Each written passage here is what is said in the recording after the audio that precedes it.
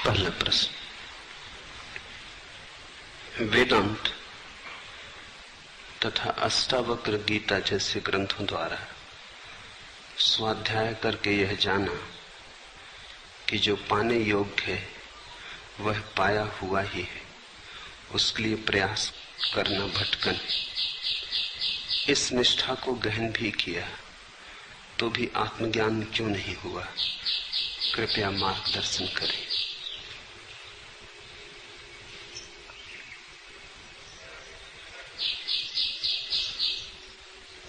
शास्त्र से जो समझ में आया वो तुम्हें समझ में आया ऐसा नहीं है। शब्द से जो समझ में आया वह तुम्हारी प्रतीति हो गई ऐसा नहीं है। अष्टावक्र को सुन के बहुतों को ऐसा लगेगा कि अरे तो सब पाया ही हुआ है,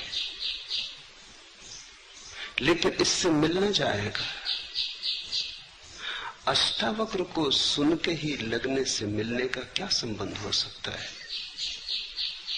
ये प्रतीति तुम्हारी हो कि मिला ही हुआ है, ये एहसास तुम्हें हो, ये अनुभूति तुम्हारी हो, ये बौद्धिक निष्कर्ष न हो। बुद्धि तो बड़े जल्दी राजी हो जाती। इससे सरल बात और क्या होगी कि मिला ही हुआ है, चलो झंझट मिटी, अब कुछ खोजने की जरूरत नहीं, ध्यान की जरूरत नहीं, पूजा प्रार्थना की जरूरत नहीं, मिला ही हुआ है। बुद्धि इससे राजी हो जाती इसलिए नहीं कि बुद्धि समझ गई, बुद्धि राजी हो जाती है क्योंकि मार्ग की अड़चन भी छूटी, साधन का श्रम भी छूटा, उपाय करने की जरूरत भी छूटी।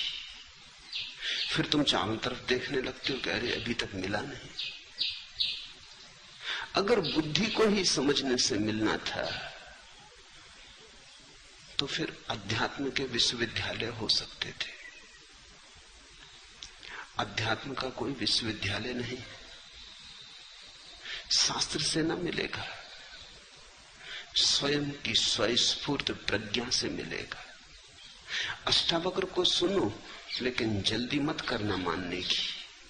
तुम्हारा लोभ जल्दी करवा देगा। तुम्हारा लोभ कहेगा ये तो बड़ी सुलभ बात रही, खजाना मिला ही हुआ है, तो चलो पाने की भी उपद्रव मिटा, अब कहीं जाना भी नहीं, अब कुछ करना भी नहीं। यही तो तुम सदा से चाहते थे कि बिना किए मिल जाए। लेकिन ध्यान रखना, इस सबके पीछे पाने की आकांक्षा बनी ही हुई है, बिना किए मिल जाए। पहले सोचते थे करके मिलेगा, अब सोचते हो बिना किए मिल जाए। पाने की आकांक्षा बनी हुई है, इसलिए तो प्रश्न उठता है कि अभी तक आत्मज्ञान क्यों नहीं हुआ? जिसको समझ में आ गई बात, बाढ़ में जाए आत्मज्ञान, करना क्या है? अगर अष्टावक्र को समझ गए तो दूसरा प्रश्न उठ ही नहीं सकता। आत्मज्ञान नहीं मिला तो इसका अर्थ हुआ कि अष्टावक्र को मानने के साथ साथ आंख के कोने से देख रहे थे अभी तक मिला कि नहीं मिला। नजर अभी भी मिलने पे लगी थी।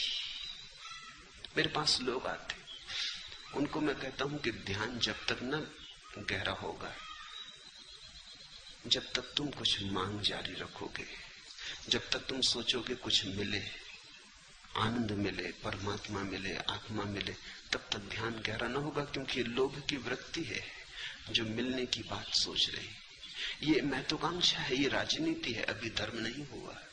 तो वो कहते हैं अच्छा तो अब बिना सोचे बैठेंगे, फिर तो मिलेगा ना। अंतर जरा भी नहीं पड़ा। वो इसके लिए भी राजी है कि न सोचेंगे। चलो आप कहते हो मिलने के लिए यही उपाय है, तो न सोचेंगे, लेकिन फिर मिलेगा ना। तुम लोभ से छूट नहीं पाते। अष्टावक्र को सुन के बड़े जल्दी बहुत लोग मान लेंगे कि चलो मिल गया। इतनी जल्दी अगर मिलता होता, और ऐसा नहीं है कि कोई बाधा है मिलने में, बाधा है तो तुम्हारी कामना की नासमझी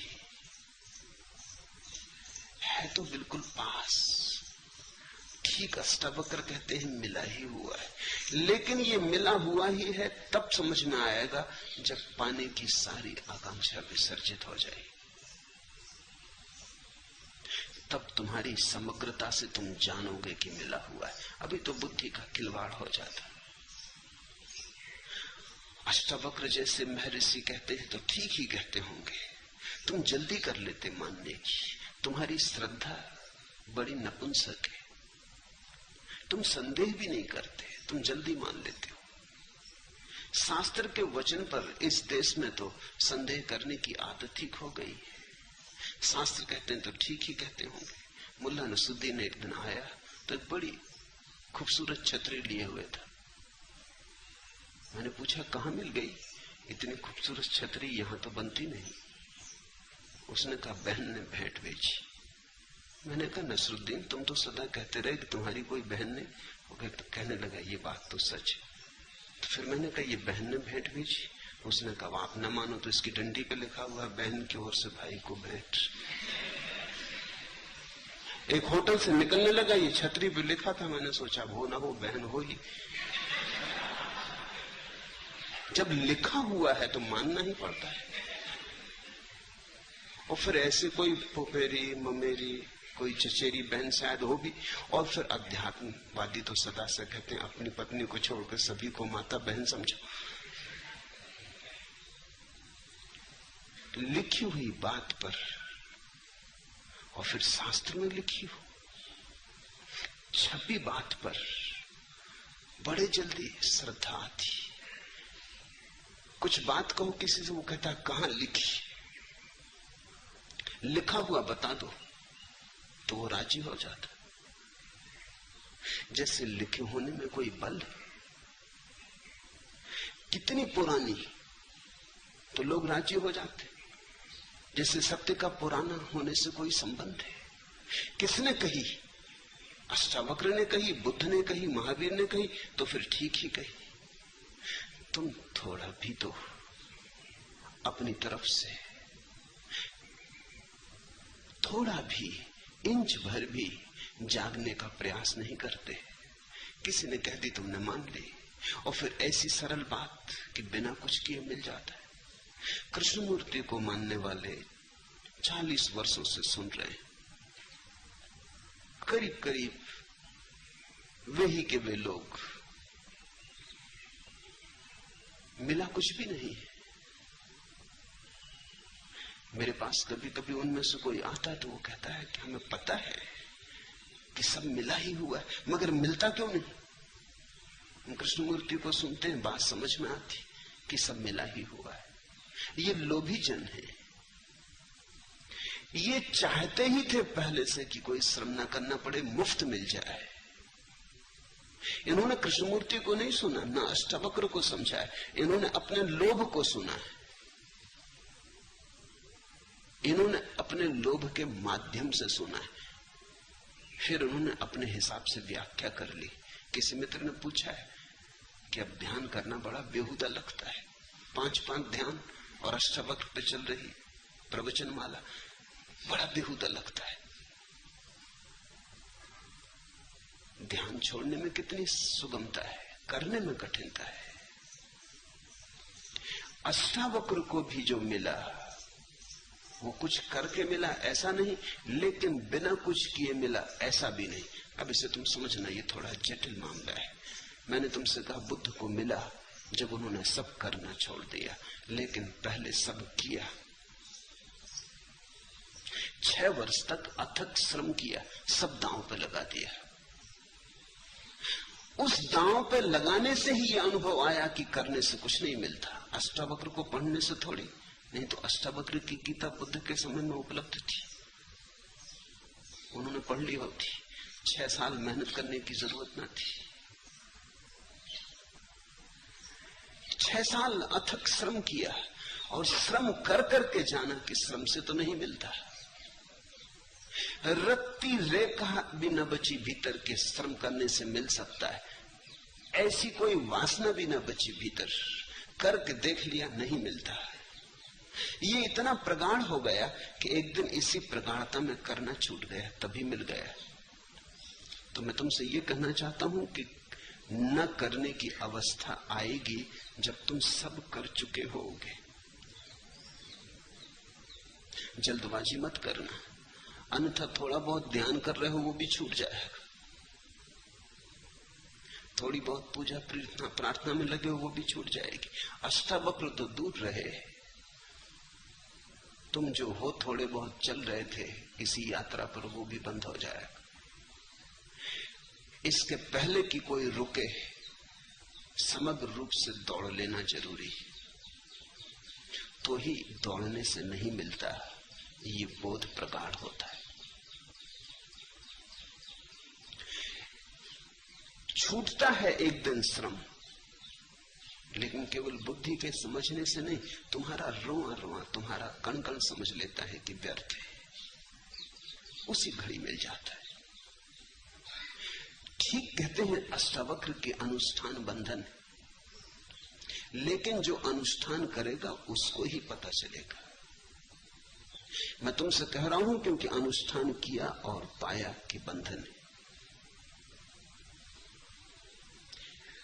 मैं तुमसे कह रहा हूं क्योंकि साधन किए और पाया कि कोई साधन साध्य तक नहीं पहुंचाते।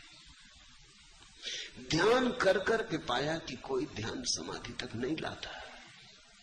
लेकिन जब ऐसा करके तुम पाते हो कि कोई ध्यान समाधि तक नहीं लाता, ऐसी तुम्हारी गहन होती अनुभूति एक दिन उस जगह आ जाती, 100 डिग्री पर उबलती, तुम सब दांव पे लगा देते हो, कुछ बचाते नहीं, अपने को पूरा झोंक देते हो आग में। श्रम परिपूर्ण हो जाता है, तपस्या पूरी हो जाती है, साधन पूरा हो जाता है। अब तुमसे कोई अस्तित्व ये मांग नहीं कर सकता कि तुमने कुछ भी बचाया था, सब लगा दिया।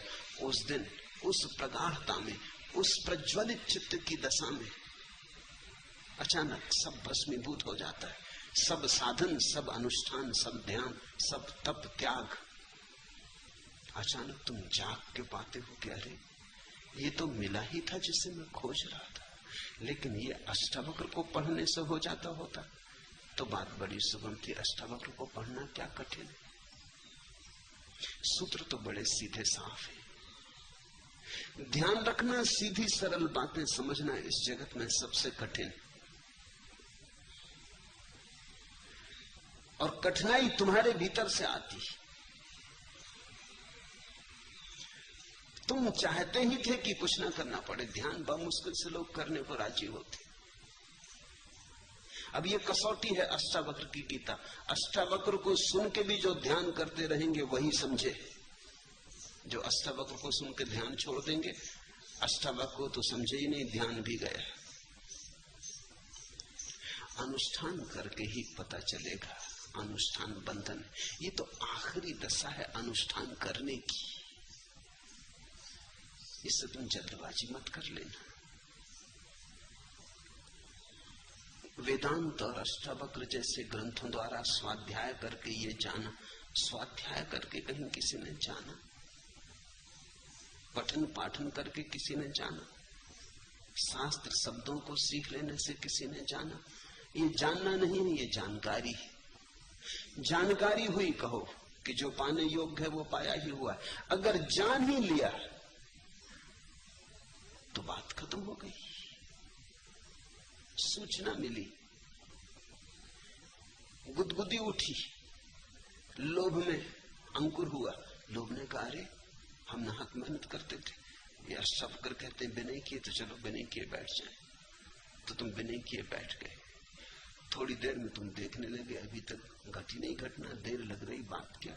और अष्टावक्र कहते हैं अभी तुम घड़ी पर नजर लगाए बैठे हो, 5 सेकंड निकल गए, 5 मिनट निकल गए, 1 घंटा भी बीता जा रहा है। और अष्टावक्र कहते हैं तत्क्षण, इसी वक्त, एक क्षण की भी विदा होने की जरूरत नहीं। फिर तुम कहने लगे झूठ ही कहते होंगे, श्रद्धा टूट गई।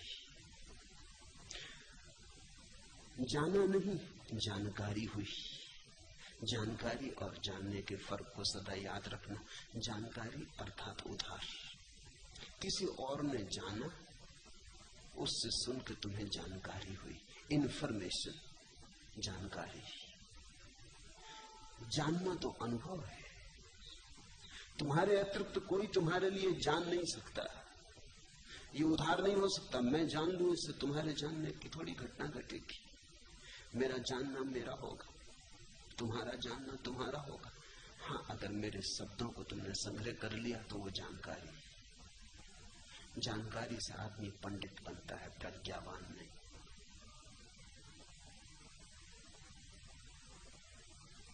ज्ञान का बोझ इकट्ठा हो जाता है, ज्ञान की मुक्ति नहीं। शब्दों का जाल खड़ा हो जाता है, सत्य का सौंदर्य नहीं। शब्द और घेर लेते हैं और बांध लेते हैं, इसलिए तुम पंडित को बड़ा बंधा हुआ पाओगे। खुला आकाश का ये जाना कि जो पाने योग्य है वो पाया ही हुआ है। अगर जान ही लिया तो अब क्या पूछने को बचा? उसके लिए प्रयास भटकन है। अगर ये जान ही लिया तो अब और क्या पूछने को बचा? इस निष्ठा को गहन भी किया। ये निष्ठा या तो होती है या नहीं होती, इसको ज्ञान गहन करने का उपाय नहीं। गहन कैसे करोगे? निष्ठा होती है तो होती है, नहीं होती तो नहीं होती। गहन कैसे करोगे? क्या उपाय है निष्ठा को गहन करने का? संदेह को दबाओगे, संदेह की छाती पे बैठ जाओगे, क्या करोगे? संदेह को झुठलाओगे, मन में प्रश्न उठेंगे, नहीं सुनोगे। भीतर संदेह का कीड़ा काटेगा और कहेगा कि सुनो भी, कहीं बिना मिले बिना किए कुछ मिला है, बैठे बैठे कहीं कुछ हुआ है। कुछ करने से होता है, खाली बैठने से कहीं होता है, मुफ्त कहीं कुछ मिलता है। किन बातों में पड़े हो, किस भ्रांति में भटके हो? उठो, चलो, दौड़ो, अन्यथा जीवन निकल जाएगा। जीवन निकला ही जा रहा है। ऐसे बैठे बैठे मूढ़ की भांति समय मत गमाओ। ये संदेह उठेंगे, इनका क्या करोगे? इनको दबा लोगे, इनको झुठला दोगे, कहोगे कि नहीं सुनना चाहता। इनको अचेतन में फेंक दोगे, तलघरे में छिपा दोगे भीतर, इनके सामने आंख करके न देखोगे। क्या करोगे निष्ठा गहरा करने में? ऐसा ही कुछ करोगे, किसी तरह का दमन करोगे। ये निष्ठा झूठी होगी, इसके नीचे अविश्वास सुलगता होगा। ये निष्ठा ऊपर ऊपर होगी, इसकी झीनी चादर होगी ऊपर, भीतर अविश्वास के, संदेह के अंगारे होंगे। वो जल्दी ही इस निष्ठा को जला डालेंगे। ये निष्ठा किसी भी काम की नहीं, इसको तुम गहरा नहीं कर सकते। निष्ठा होती है तो होती है। ऐसा समझो कि कोई आदमी एक वर्तुल खींचे, आधा वर्तुल खींचे, तो क्या तुम उसे वर्तुल कहोगे? आधे वर्तुल को वर्तुल कहा जा सकता है? चाप कहते हैं, वर्तुल नहीं। वर्तुल तो तभी कहते हैं जब पूरा होता है।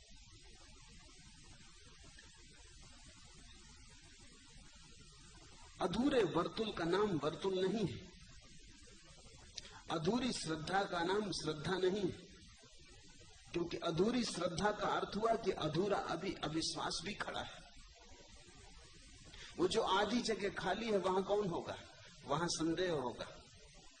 संदेह के साथ श्रद्धा चल ही नहीं सकती। ये तो ऐसा हुआ कि एक पैर पूरब जा रहा, एक पैर पश्चिम जा रहा, तुम कहीं पहुंचोगे नहीं। ये तो ऐसा हुआ कि तुम दो नावों पे सवार है, एक इस किनारे की आ रही, एक उस किनारे जा रही, तुम पहुंचोगे कहां? संदेह की यात्रा अलग, श्रद्धा की यात्रा अलग, तुम दो नावों पे सवार हो। अधूरी श्रद्धा का क्या अर्थ? अधूरी निष्ठा का क्या अर्थ? कि आधा अविश्वास, आधा संदेह भी मौजूद है। श्रद्धा होती तो पूरी, नहीं होती तो नहीं होती। और एक और मजे की बात ध्यान रखना, इस जगत में जब भी श्रेष्ठ को निकृष्ट से मिलाओगे तो निकृष्ट कुछ भी नहीं खोता, श्रेष्ठ का कुछ खो जाता है।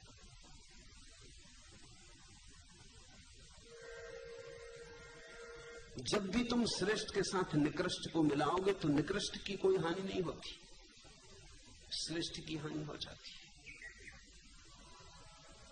शुद्ध पकवान भोजन तैयार है, तुम जरा सी मुट्ठी भर गंदगी ला के डाल दो, तुम कहोगे ये पकवान का तो ढेर लगा है, मनु इसमें मुट्ठी भर गंदगी से क्या होता। तो मुट्ठी भर गंदगी उस पूरे शुद्ध भोजन को नष्ट कर देगी। वो पूरा शुद्ध भोजन भी मुट्ठी भर गंदगी को नष्ट न कर पाएगा। तुम एक फूल पर पत्थर फेंक दो तो पत्थर का कुछ न बिगड़ेगा, फूल समाप्त हो जाएगा। पत्थर जड़ निकृष्ट है, फूल महिमावान है।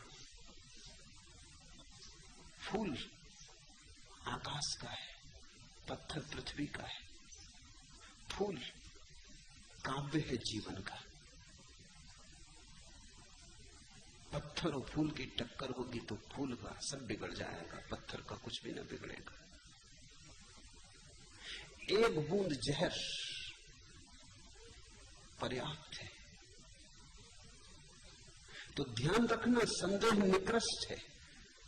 श्रद्धा के फूल के साथ अगर संदेह का पत्थर भी पड़ा है तो फूल दबेगा और मर जाएगा, हत्या हो जाएगी फूल की। तुम ये मत सोचना कि श्रद्धा पत्थर को बदल लेगी, पत्थर फूल को नष्ट कर देगा। निष्ठा या तो होती है या नहीं होती, इसमें दो मत नहीं है। होती है तो सारे जीवन को घेर लेती, रोए रोए को व्याप्त कर लेती है। निष्ठा व्यापक है फिर, पर ऐसी निष्ठा शास्त्र से नहीं मिलती, न मिल सकती। ऐसी निष्ठा जीवंत अनुभव से मिलती। जीवन के शास्त्र को पढ़ोगे तो मिलेगी, अष्टावक्र को पढ़ने से नहीं। अष्टावक्र को समझ लो, उस समझ को ज्ञान मत समझ लेना। अष्टावक्र को समझ के अपने भीतर संभाल के एक कोने में रख दो। एक कसौटी मिली, ज्ञान नहीं मिला, एक कसौटी मिली। अब जब तुम्हें ज्ञान मिलेगा तब अष्टावक्र की कसौटी पे उसे कसने में तुम्हें सुविधा हो जाएगी। कसौटी सोना नहीं है।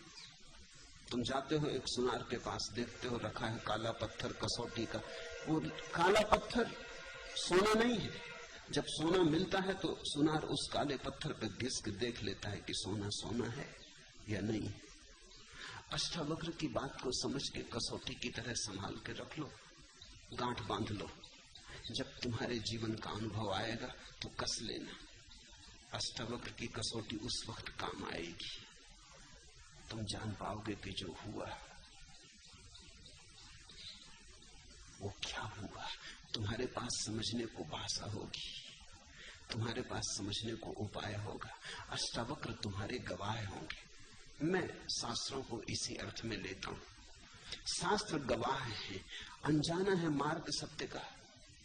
उस अनजाने मार्ग पर तुम्हें कुछ गवाहियां चाहिए। तुम जब पहली दफे स्वयं सत्य के सामने आओगे, सत्य इतना विराट होगा तुम कपोगे, समझ ना पाओगे, तुम जड़मूल से कब जाओगे। बहुत डर है कि तुम पागल हो जाओ। थोड़ा सोचो तो कि एक आदमी जो जन्मों जन्मों से किसी खजाने को खोज रहा था, एक दिन अचानक पाए कि खजाना वहीं गड़ा है जहां वो खड़ा है, वो पागल नहीं हो जाएगा। ये जन्मों जन्मों की खोज व्यर्थ गई और खजाना यहीं गड़ा था जहां मैं खड़ा हूं। तुम थोड़ा सोचो, उस आदमी पे ये आघात बड़ा हो जाएगा। तो इतने दिन में व्यर्थ जिया, तो ये सारा अनंत काल तक जीना एक निरर्थक चेष्टा थी, एक दुख स्वप्न था जिसे मैं खोज रहा था, वो भीतर पड़ा था। क्या ऐसी चोट में संघात में आदमी पागल न हो जाएगा? उस वक्त अष्टावक्र की मधुर वाणी शीतल करेगी। उस वक्त वेदांत, बुद्ध के वचन, उपनिषद, बाइबल, कुरान तुम्हारे साक्षी होकर खड़े हो जाएंगे। उनकी उपस्थिति में जो नया तुम्हें घट रहा है तुम उसे समझने में सफल हो पाओगे, अन्यथा अकेले में बड़ी मुश्किल हो जाएगी। शास्त्रों पर मैं बोल रहा हूं इसलिए नहीं कि शास्त्रों को सुन के तुम ज्ञानी हो जाओगे, इसलिए बोल रहा हूं कि ध्यान के मार्ग पर चले हो, आज नहीं कल घटना घटेगी, घटनी ही चाहिए।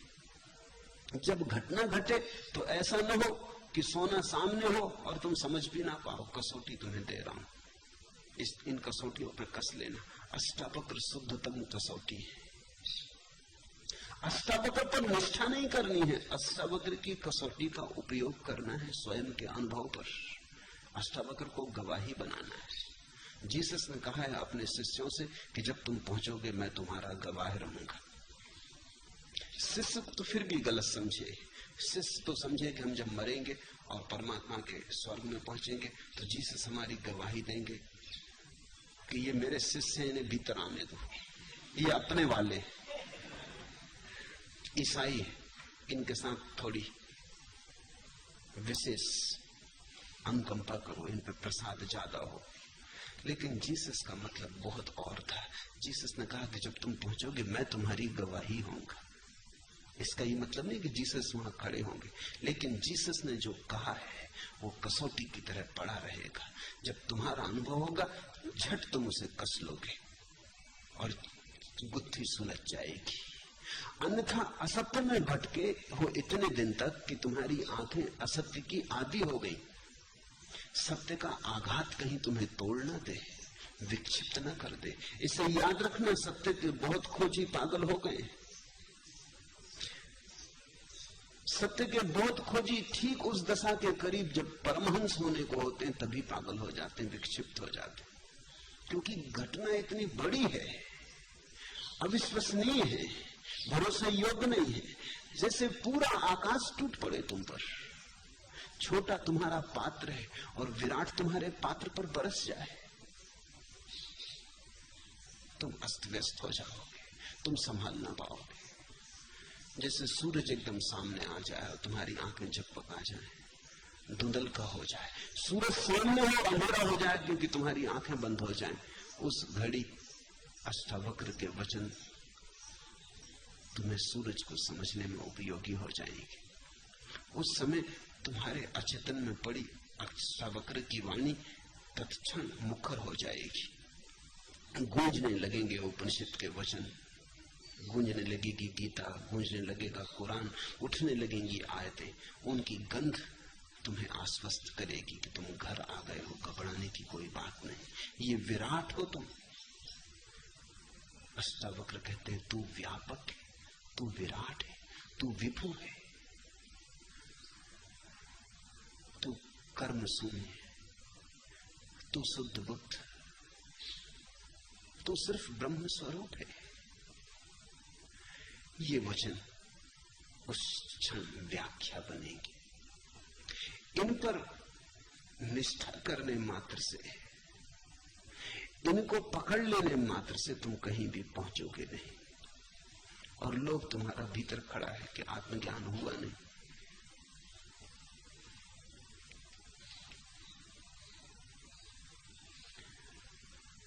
वासना को बांधने को तुमड़ी जो स्वरतार बिछाती है, आह उसी में कैसी एकांत निगड़ वासना थरथराती।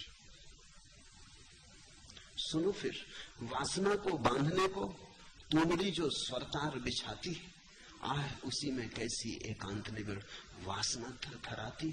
तभी तो सांप की कुंडली हिलती नहीं, फन डोलता है। तुम वासना से मुक्त भी होना चाहते हो तो भी तुम वासना का ही जाल बिछाते हो। तुम परम शुद्ध बुद्ध होना चाहते हो तो भी लोभ के माध्यम से ही, तो भी वासना ही थरथराती है। आह उसी में कैसी एकांत निगड़ वासना थरथराती है। वासना को बांधने को तुमड़ी जो स्वरतार बिछाती है। तुम परमात्मा को पाने चलते हो, लेकिन तुम्हारे पाने का ढंग वही है जो धन पाने वाले का होता है। तुम परमात्मा को पाने चलते हो, लेकिन तुम्हारी वासना कामना वही है जो पदार्थ को पाने वाले की होती। संसार को पाने वाले की जो दीवानगी होती, वही दीवानगी तुम्हारी है। वासना विषय बदल लेती है, वासना नहीं बदलती। सुन के अष्टावक्र को तुम्हारी वासना कहती, अरे ये तो बड़ा शुभ हुआ, हमें पता ही न था कि जिसे हम खोज रहे हैं वो मिला ही हुआ, तब बस बैठ जाएं। फिर तुम प्रतीक्षा करते हो अब मिले, अब मिले, अब मिले। कैसी वासना थरथराती। अब मिले तो तुम समझे ही नहीं। फिर से सुनो अष्टावक्र को। अष्टावक्र कहते हैं मिला ही हुआ है। लेकिन इसे तुम कैसे सुनोगे, कैसे समझोगे? तुम्हारी वासना तो थरथरा रही है। जब तक तुम अपनी वासना में दौड़ ना लो, दौड़ दौड़ के वासना की व्यर्थता देख ना लो, दौड़ो और गिरो और लहूलुहान ना हो जाओ, हाथ पैर ना तोड़ लो, तब तो तुम नहीं समझ पाओगे। वासना के अनुभव से जब वासना व्यर्थ हो जाती, थक के गिर जाती और टूट जाती, उस निर्वासना के क्षण में तुम समझ पाओगे कि जिसे तुम खोजते हो वो मिला ही हुआ है। अन्यथा तुम तोते हो जाओगे। इससे कोई फर्क नहीं पड़ता कि तुम हिंदू तोते हो कि मुसलमान की, ईसाई की, जैन की, बौद्धिस्ट से कुछ फर्क नहीं पड़ता। तोते यानी तोते। तोते को तुम चाहो तो बाइबल रटा दो और तोते को तुम चाहो तो गीता रटा दो। तोता तोता है, वो रट के दोहराने लगेगा। मंदिर के भीतर वे सब धुले पुछे, उघड़े अवलिप्त, खुले गले से मुखर स्वरों में अति प्रगल्भ गाते जाते थे राम नाम। भीतर सब गूंगे बहरे अर्थहीन जलपक, निर्बोध अयाने नाटे, बाहर पर बाहर जितने बच्चे उतने ही बड़ बोले। मंदिरों में देखो, मंदिर के भीतर वे सब धुले पुछे, उघड़े अवलिप्त। कैसे लोग निर्दोष मालूम पड़ते हैं मंदिर में। उन्हीं शक्लों को बाजार में देखो, उन्हीं को मंदिर में देखो। मंदिर में उनका आवरण भिन्न मालूम होता है। खुले गले से मुखर स्वरों से अति प्रगल्भ गाते जाते थे राम नाम।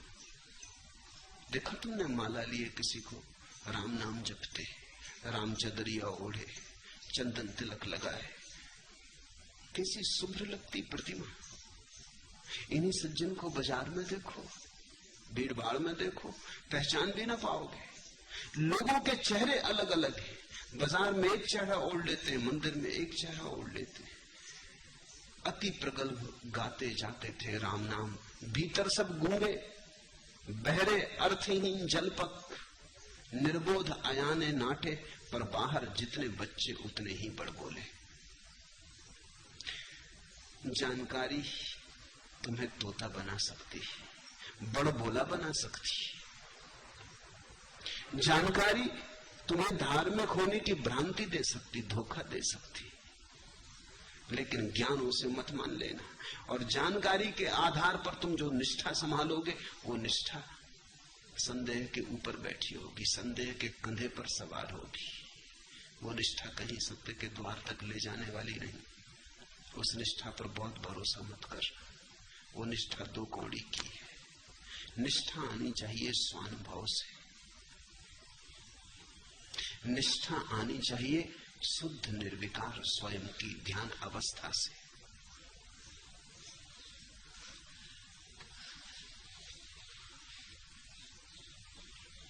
दूसरा प्रश्न, कल संध्या घूम रहा था कि अचानक आपका कल सुबह का पूरा प्रवचन मेरे रोम रोम में गूंजने लगा। दर्शक होकर दृश्यों की छवि निहार रहा था कि कहीं से दृष्टा की याद आ गई। दृष्टा का खेल भी जरा देर चला, लेकिन इसी बीच मेरे पैर लड़खड़ाने लगे और गिरने से बचने के लिए मैं सड़क के किनारे बैठ गया। और तभी न दृश्य रहा, न दर्शक रहा और न दृष्टा ही रहा। सब कुछ समाप्त हो गया और फिर भी कुछ था। कभी अंधेरा, कभी प्रकाश की आंख में छानी चलती रही, लेकिन तभी से बेचैनी भी बढ़ गई और समझ में नहीं आया कि यह सब क्या है।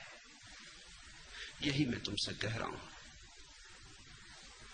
अगर सत्य की थोड़ी सी झलक भी तुम्हारे पास आएगी तो तुम बेचैन हो जाओगे। तुम समझ ना पाओगे ये क्या है। न समझ पाए कि क्या है तो गहन अशांति पकड़ लेगी, विक्षिप्तता भी पकड़ सकती है।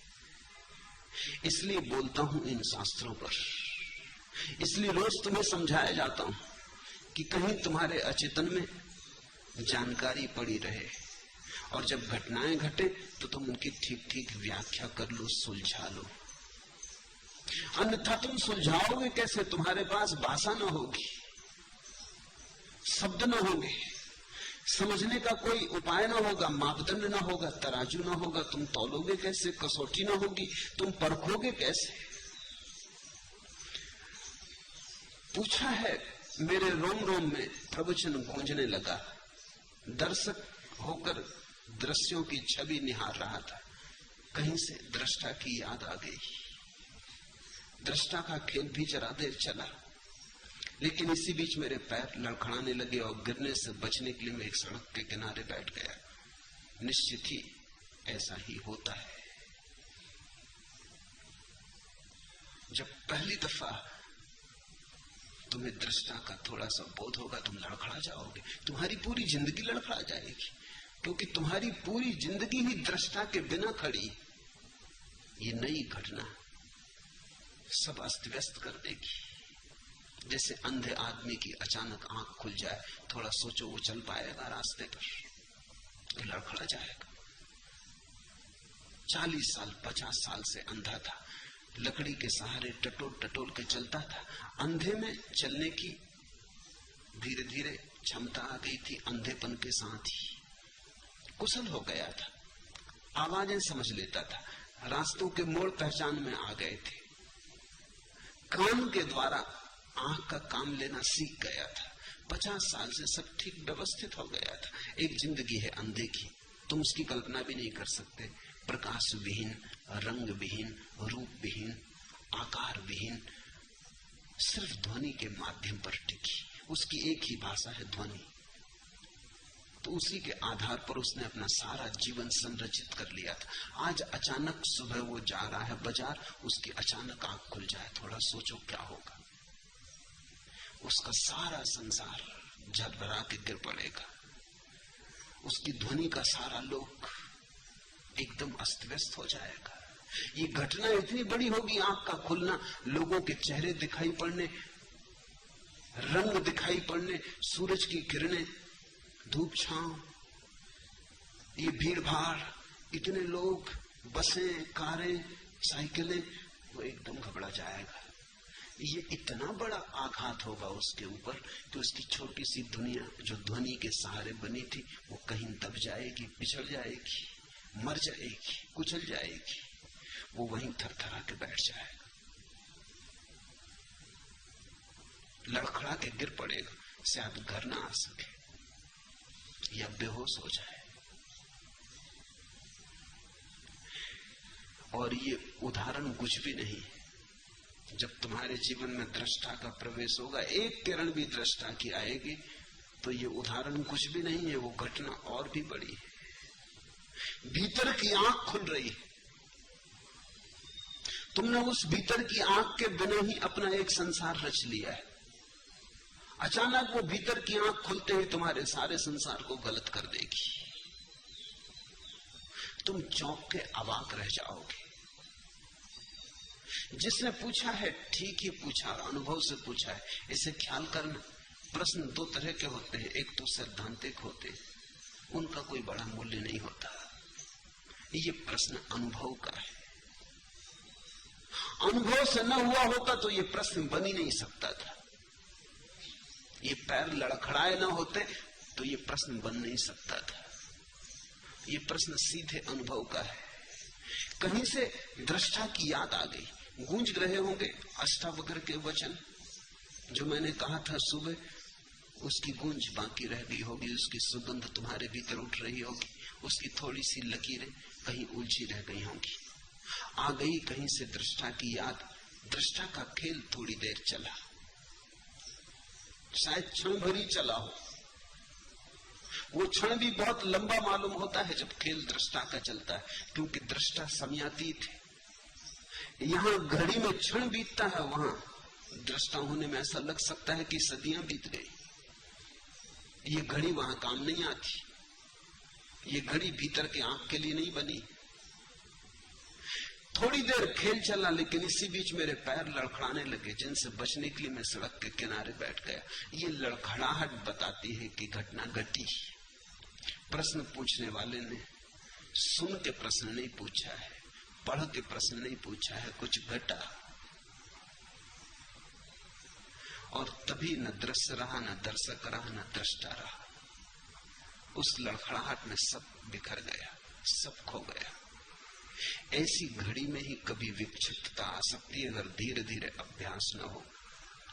अगर रत्ती रत्ती हम इसको आत्मसात न करते चले और ये एकदम से फूट पड़े तो विस्फोट हो सकता है। सब कुछ समाप्त हो गया और फिर भी कुछ था, निश्चित कुछ था। वस्तुतः पहली दफा सब कुछ था, तुम्हारा सब कुछ समाप्त हो गया।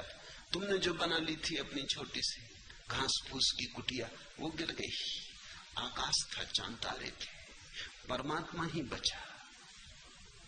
तुमने जो बना ली थी सीमाएं रेखाएं, वो खो गई, निरभ्र आकाश बचा।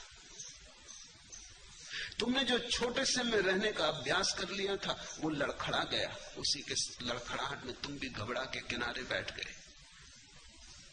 निश्चित कुछ था, लेकिन जिसको यह अनुभव हुआ अवाक कर गया, वो पकड़ नहीं पाया क्या था, कौन था।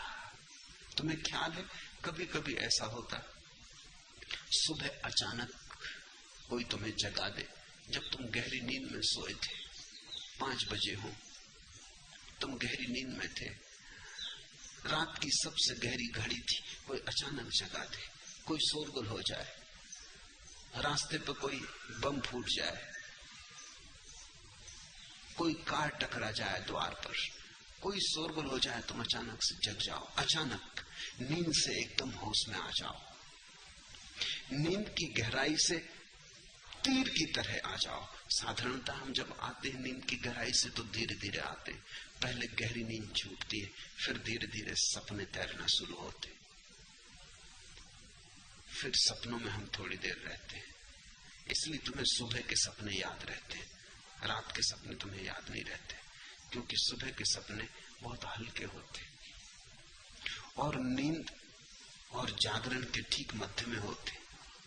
फिर धीरे धीरे सपने हटते, फिर अधूरी अधूरी टूटी सी नींद होती, फिर धूप छांव की आंख मिचौनी चलती थोड़ी देर, क्षण भर को लगता है जागे, क्षण भर को फिर नींद में हो जाते, करवट बदल लेते, करवट बदलते तब लगता है जागे हैं, बीच में आवाज भी सुनाई जाती कि पत्नी चाय बनाने लगी, कि बर्तन गिर गया, कि दूध वाला आ गया, कि राह से कोई गुजर रहा, कि नौकरानी ने दस्तक दी, कि बच्चे स्कूल जाने की तैयारी करने लगे। फिर करवट लेके फिर तुम एक गहराई में डुबकी लगा जाते, ऐसा धीरे धीरे धीरे धीरे सतह पर आते हो, फिर तुम आंख खोलते हो।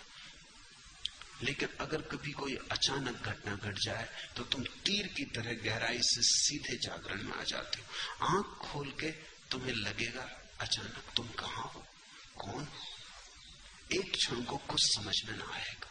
ऐसा तुम्हें सबको हुआ होगा कभी किसी घड़ी में, कौन हूं, नाम पता भी याद नहीं आता, कहां हूं ये भी समझ में नहीं आता, जैसे किसी अजनबी दुनिया में अचानक आ गए। ये क्षण भरी रहती है बात, फिर तुम समझ जाते हो, क्योंकि ये धक्का कोई बहुत बड़ा धक्का नहीं है, और फिर इसके तुम अभ्यासी हो, रोज ही ये होता है। रोज सुबह तुम उठते हो, सपने की दुनिया से वापस जागृत की दुनिया में लौटते हो, ये अभ्यास पुराना है। फिर भी कभी कभी अचानक हो जाए तो चौंका जाता है, घबरा जाता है।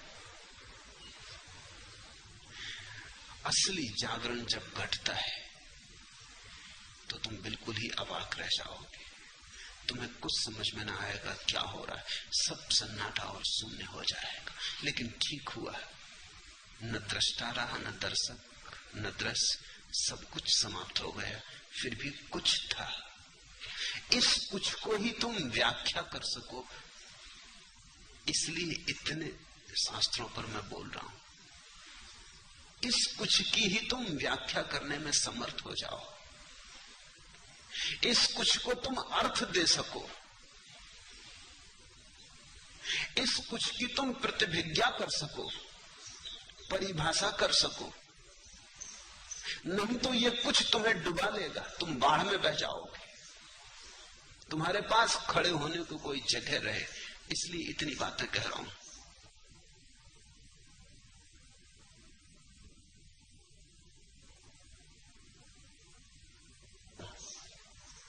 सब कुछ समाप्त हो गया, फिर भी कुछ था। कभी अंधेरा, कभी प्रकाश की आंख में चौनी चलती रही। लेकिन तभी से बेचैनी बढ़ गई है और समझ में नहीं आता कि यह सब क्या था। जो मैं कहता हूं उसे संभाले जाओ, उसकी मंजूसा बनाओ। उसे ज्ञान मत समझना, जानकारी ही समझना। समझ पूर्वक उसकी मंजूसा बनाओ।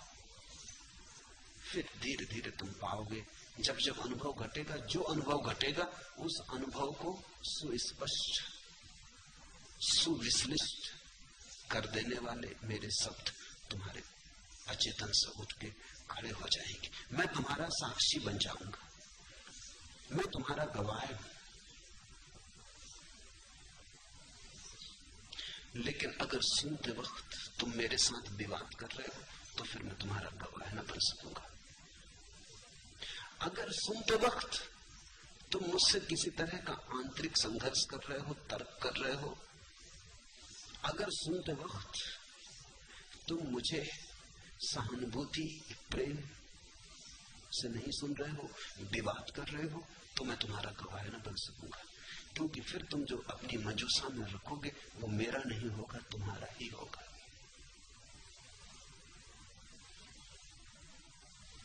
कल रात ऑस्ट्रेलिया से आए एक मनोवैज्ञानिक ने संन्यास लिया।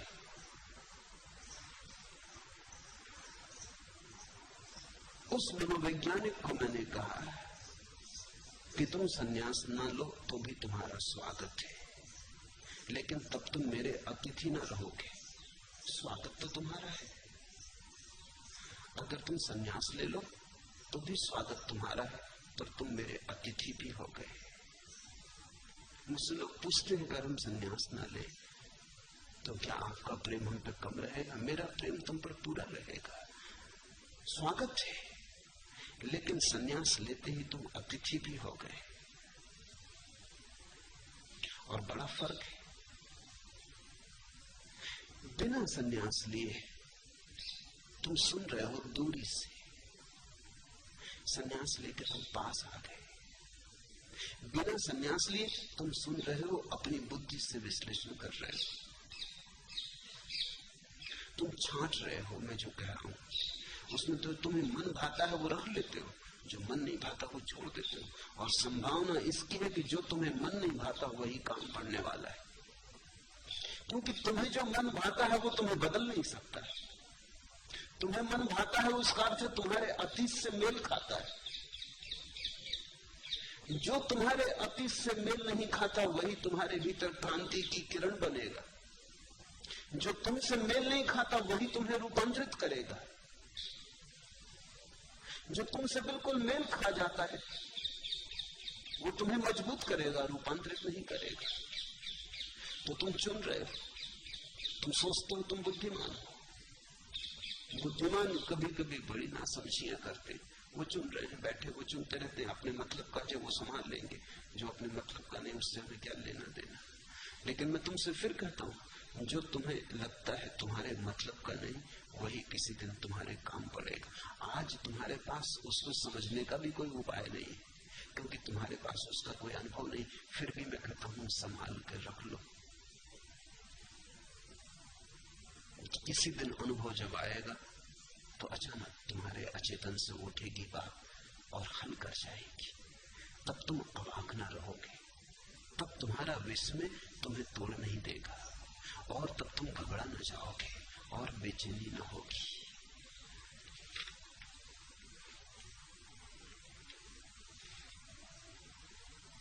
ऊपर ही ऊपर जो हवा ने गाया, देवदारों ने दोहराया, जो हिम चोटियों पर झलका, जो सांझ के आकाश से छलका, वह किसने पाया? जिसने आयत्त करने की आकांक्षा का हाथ बढ़ाया। वह तो मेरे दे दिए गए हृदय में उतरा, मेरे स्वीकारी आंसू में ढलका, वह अनजाना अनपहचाना ही आया, वह इन सबके और मेरे माध्यम से अपने में अपने को लाया, अपने में समाया। अकेला वह तेजो में है जहां दीठ बेबस बेबस झुक जाती है, वाणी तो क्या सन्नाटे तक की गूंज वहां झुक जाती है। सुनो मुझे गहन आंसुओं से, सुनो मुझे हृदय से, सुनो मुझे प्रेम से, बुद्धि से नहीं, तर्क से नहीं। वही श्रद्धा और निष्ठा का अर्थ है। ऊपर ही ऊपर जो हवा ने गाया, जो देवदारू ने दोहराया, जो हिम चोटियों पर झलका, जो सांझ के आकाश से छलका, वह किसने पाया? क्या उसने जिसने आयत्त करने की आकांक्षा का हाथ बढ़ाया? नहीं। जहां आकांक्षा का हाथ बढ़ा वहां तो हाथ बड़ा छोटा हो गया। आकांक्षा के हाथ में तो भिक्षा ही समाती है, साम्राज्य नहीं समाते। साम्राज्य समाने के लिए तो प्रेम से खुला हुआ हृदय चाहिए, भिक्षा का, वासना का पात्र नहीं। वह किसने पाया? जिसने आयत्त करने की आकांक्षा का हाथ बढ़ाया। तो तुम मुझे यहां ऐसे सुन सकते हो कि चलो जो अपने मतलब का हो उसे उठा ले, अपनी झोली में संभाल ले, तो तुम आकांक्षा के हाथ से मेरे पास आ रहे हो। आकांक्षा तो भिक्षु है, तो तुम कुछ थोड़ा बहुत ले जाओगे, लेकिन तुम जो ले जाओगे वो टेबल से गिरे रोटी के टुकड़े इत्यादि थे। तुम अतिथि ना हो पाए। संन्यास तुम्हें अतिथि बना देता है। आज वह तो मेरे दे दिए गए हृदय में उतरा, आज वह तो मेरे दे दिए गए हृदय में उतरा, मेरे स्वीकारी आंसू में ढलका, वह अनजाना अनपहचाना ही आया, वह इन सब के और मेरे माध्यम से अपने में अपने को लाया, अपने में समाया। अकेला वह तेजो में है जहां दीठ बेबस झुक जाती, वहां आंख तो झुक जाती। वाणी तो क्या सन्नाटे तक की गूंज वहां झुक जाती। उसके लिए तैयारी करो, उसके लिए हृदय को प्रेम से भरो, उसके लिए सहानुभूति से सुनना सीखो। और मैं तुमसे जो कह रहा हूं उसे मंजूषा में संजो, तो फिर बेचैनी न होगी। फिर वो उतरे अपरिचित अनजान, तुम उसे समझ पाओगे, तुम उसके गूढ़ स्वर को समझ पाओगे, तुम उसके सन्नाटे में डूबोगे नहीं, घबराओगे नहीं, मुक्त हो जाओगे। अन्यथा वो मौत जैसा लगेगा। परमात्मा अगर बिना समझे हुए आ जाए, तुम्हारे पास अगर समझने का कोई भी उपाय ना हो, तो मौत जैसा लगेगा कि मरे। अगर तुम्हारे पास समझने का थोड़ा उपाय हो, थोड़ी तैयारी हो, तुमने सद्गुरुओं से कुछ सीखा हो, सत्संग किया हो, तो परमात्मा मोक्ष है, अन्यथा मृत्यु जैसा मालूम पड़ता है। और एक बार तुम घबरा गए तो तुम उस तरफ जाना बंद कर दोगे। एक बार तुम बहुत भयभीत हो गए तो तुम्हारा रोआ रोआ डरने लगेगा। तुम और सब जगह जाओगे, वहां न जाओगे जहां ऐसा भय, जहां हाथ पैर लड़खड़ा जाए, जहां राह के किनारे बैठ जाना पड़े, जहां सब धूमिल हो जाए, सब खोता मालूम पड़े, कुछ अज्ञात अनजाना शेष रहे और घबराए और बेचैनी दे, फिर तुम वहां न जाओगे। रविन्द्रनाथ का गीत है कि मैं परमात्मा को खोजता था अनेक जन्मों से, बहुत खोजा, मिला नहीं। कभी कभी दूर, बहुत दूर चांद-तारों पे उसकी झलक दिखाई पड़ जाती थी। आशा बंधी रही, खोजता रहा। फिर एक दिन संयोग और सौभाग्य उसके द्वार पर पहुंच गए। तख्ती लगी थी, यही रहा घर भगवान का। चढ़ गया सीढ़ियां एक छलांग, जन्मों जन्मों की यात्रा पूरी हुई थी। अहो भाग्य, हाथ में सांकल लेकर बजाने को ही था कि तब एक भय पकड़ा कि अगर वो मिल गया तो फिर मैं क्या करूंगा। अब तक परमात्मा को खोजना ही तो मेरा कुल कृत्य था, अब तक इसी सहारे जिया, यही थी मेरी जीवन यात्रा। तो परमात्मा अगर मिल गया तो वो तो मृत्यु हो जाएगी, फिर मेरे जीवन का क्या, फिर मेरी यात्रा कहां, फिर कहां जाना है, किसको पाना है, क्या खोजना है, फिर तो कुछ भी ना बचेगा। तो बहुत घबरा गया, छोड़ दी सांकल आहिस्ता से कि कहीं आवाज ना हो जाए, कहीं वो द्वार खोल ही न दे। जूते हाथ में ले लिए, भागा।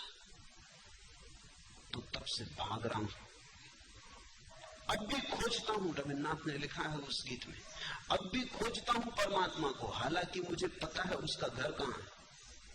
उस जगह को भर छोड़ के सब जगह खोजता हूं, क्योंकि खोजना ही जीवन है।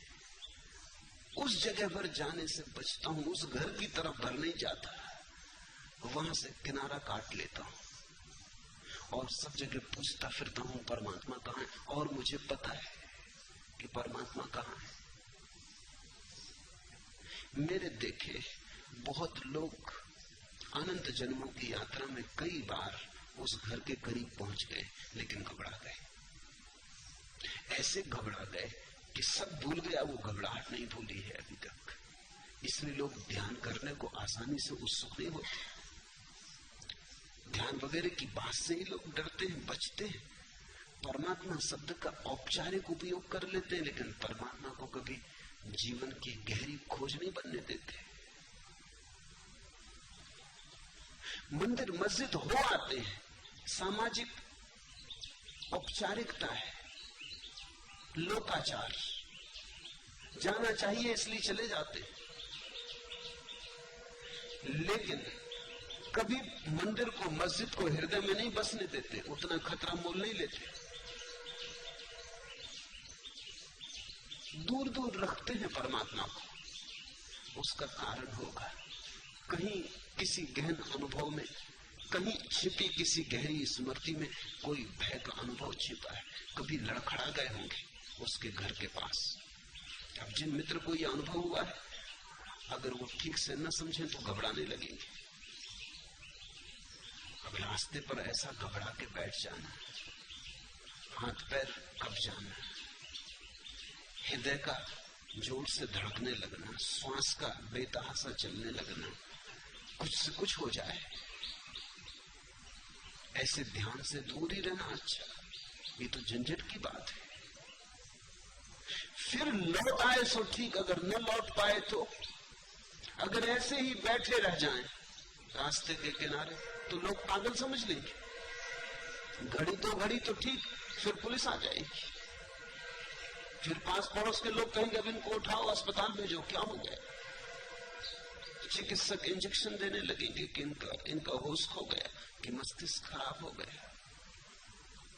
मेरे एक मित्र ने लिखा है, सन्यासी, कि यहां से गए तो नाचते हुए आनंदित होकर गए। घर के लोगों ने कभी उन्हें नाचते और आनंदित तो देखा नहीं था। जब वो घर नाच से आनंदित पहुंचे, लोगों ने समझा पागल हो गए। घर के लोगों ने एकदम दौड़ उनको पकड़ लिया कि बैठो, क्या हो गया तुमको। अरे उनका मुझे कुछ हुआ नहीं, मैं बड़ा प्रसन्न हूं, आनंदित। वो जितने ज्ञान की बातें करें घर के लोग, उतने संदिग्ध हुए कि गड़बड़ हो गई। उन्हें घर से न निकलने दें, जबरदस्ती उनको अस्पताल में भर्ती करवा दिया। उनका पत्र आया कि मैं बड़ा हंस रहा हूं यहाँ अस्पताल में, ये खूब मजा है।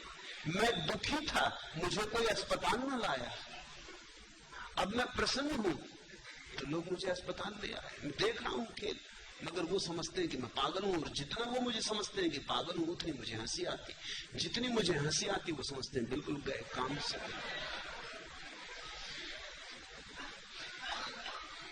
ठीक हुआ जो पूछ लिया। घबराना मत, ये अनुभव धीरे धीरे शांत हो जाएगा। साक्षी भाव रखना, ऐसा स्वाभाविक है।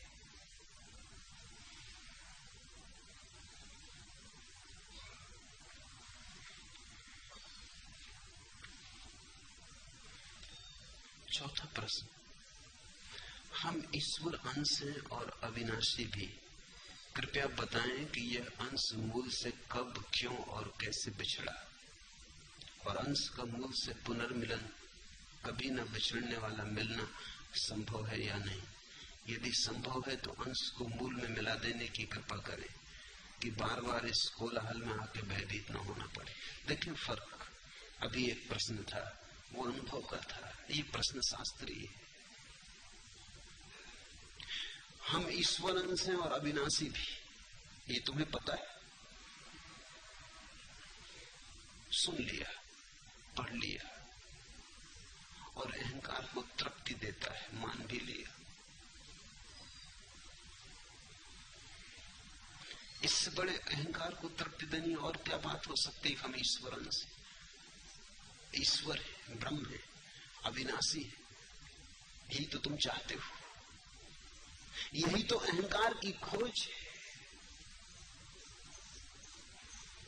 यही तो तुम्हारी गहरी से गहरी आकांक्षा है कि अविनाशी हो जाओ, ईश्वर अंश हो जाओ, ब्रह्म स्वरूप हो जाओ, सारे जगत के मालिक हो जाओ।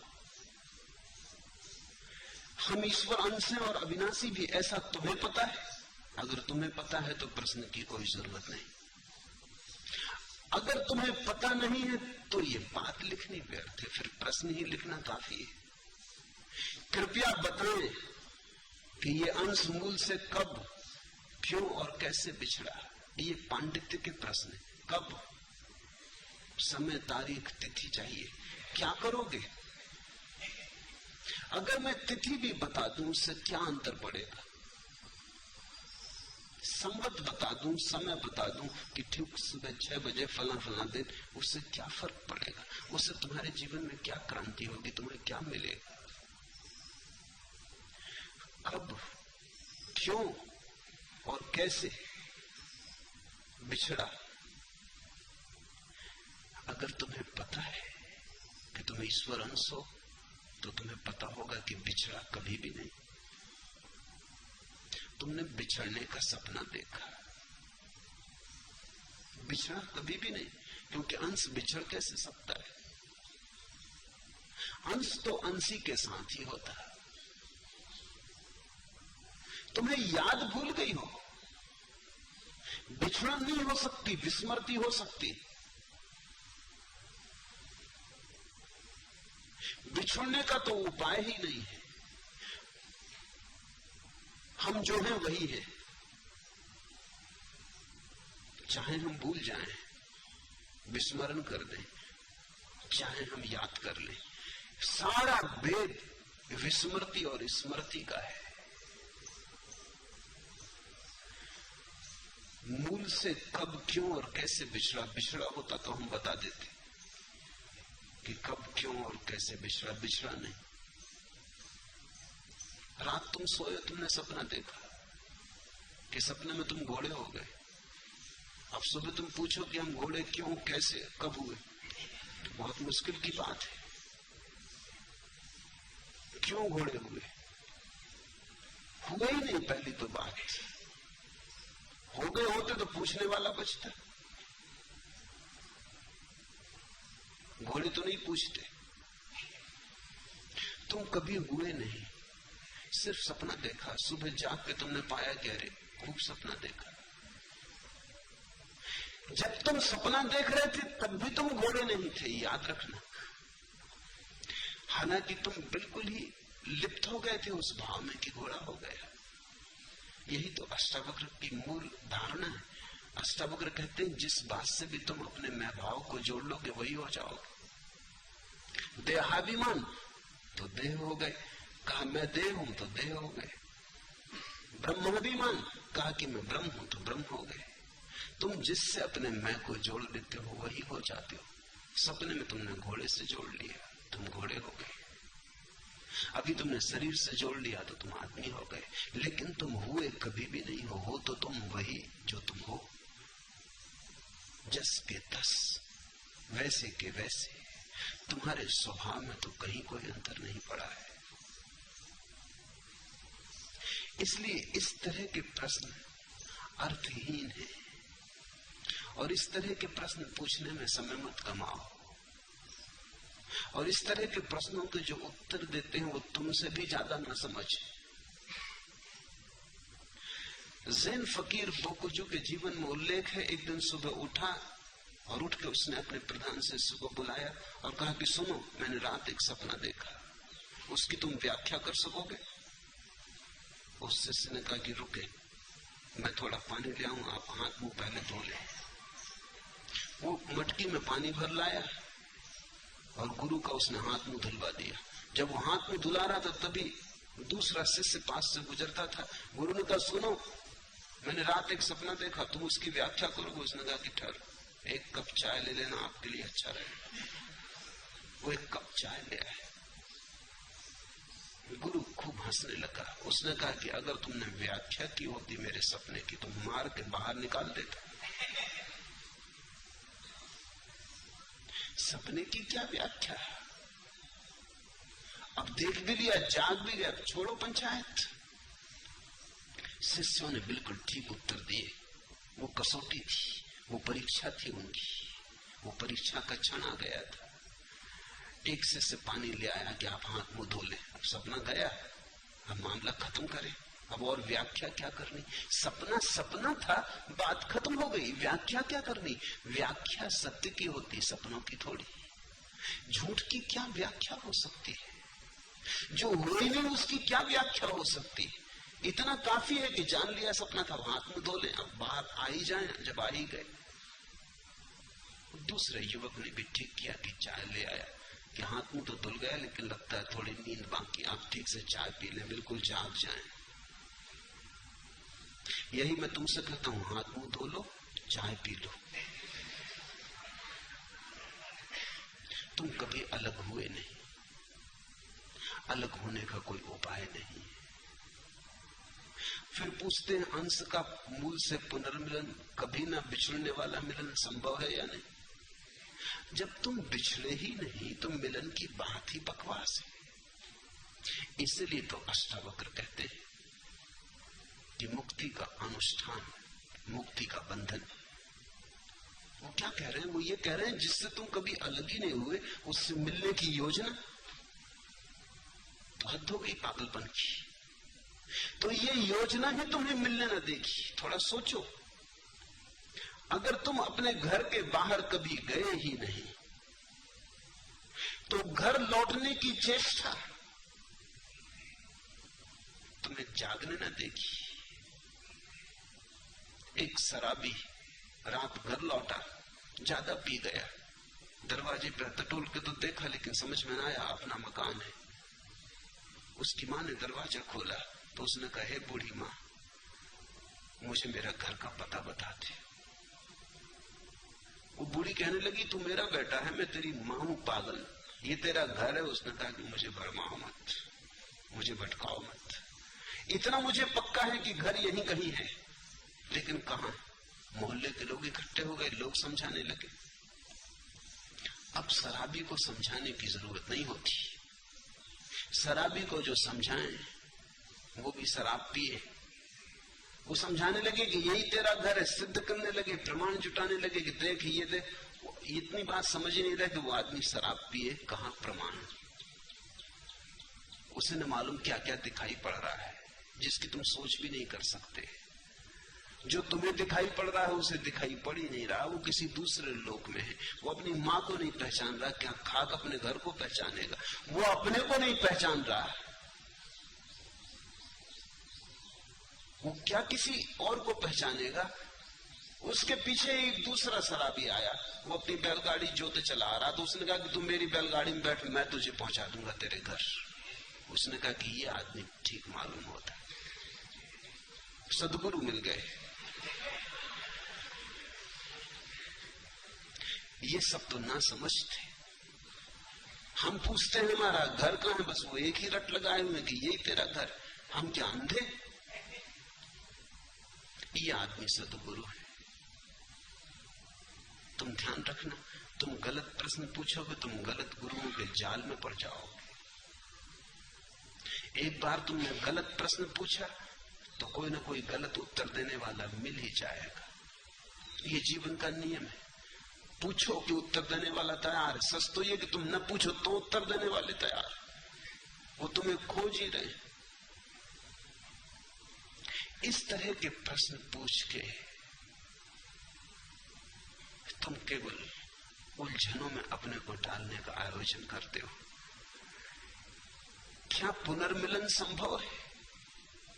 बिछड़न हुई ही नहीं, विदा कभी ली ही नहीं, पुनर्मिलन की बात ही क्या करनी। और फिर पूछते हैं कि क्या न बिछुड़ने वाला मिलन संभव? कहीं ऐसा ना हो कि मिलन हो फिर बिछड़ जाए।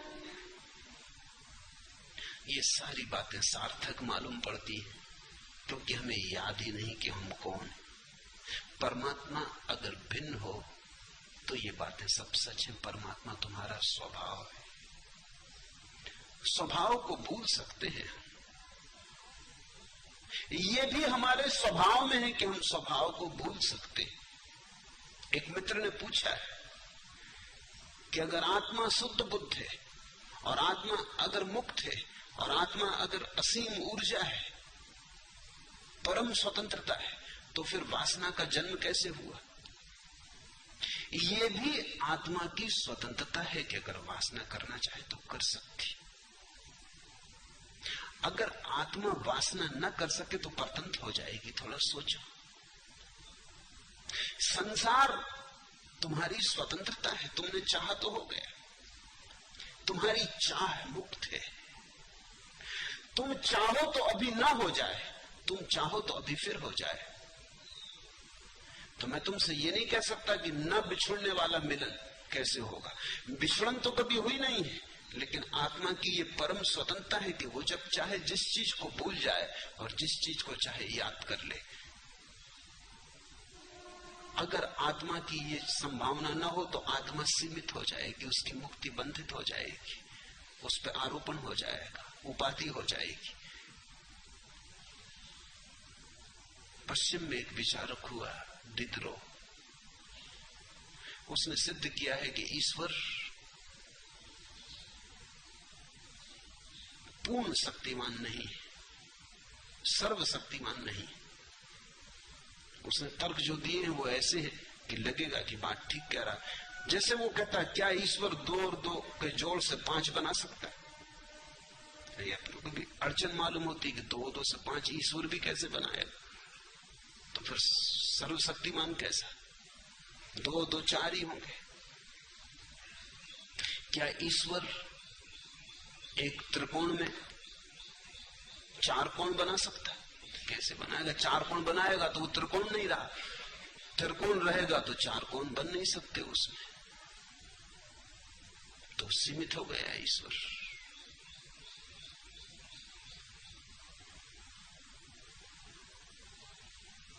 ईसाइयों की जो ईश्वर के बाबत धारणा है उसको तो दिदरों ने झचकोर दिया, लेकिन अगर दिदरों को भारतीयों की धारणा पता होती तो मुश्किल में पड़ जाता। वो कहते कि यही तो सारा उपद्रव है कि ईश्वर की स्वतंत्रता ऐसी को 2 2 5 बना देता, 2 2 3 बना देता। इसी को तो हम माया कहते हैं, जिसमें 2 2 5 हो जाते, 2 2 3 हो जाते। जब 2 2 4 हो गए माया के बाहर हो गए। यहां त्रिकोण चतुर्भुज जैसे बैठे,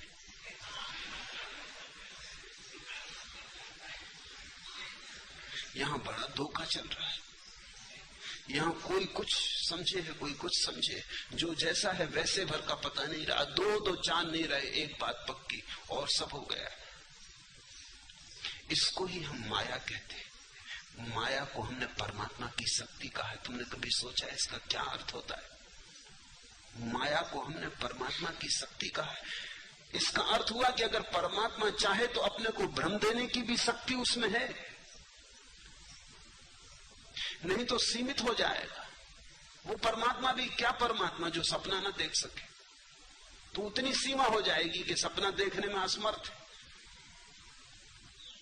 नहीं, परमात्मा सपना देख सकता है। तुम सपना देख रहे हो, तुम परमात्मा हो जो सपना देख रहा है।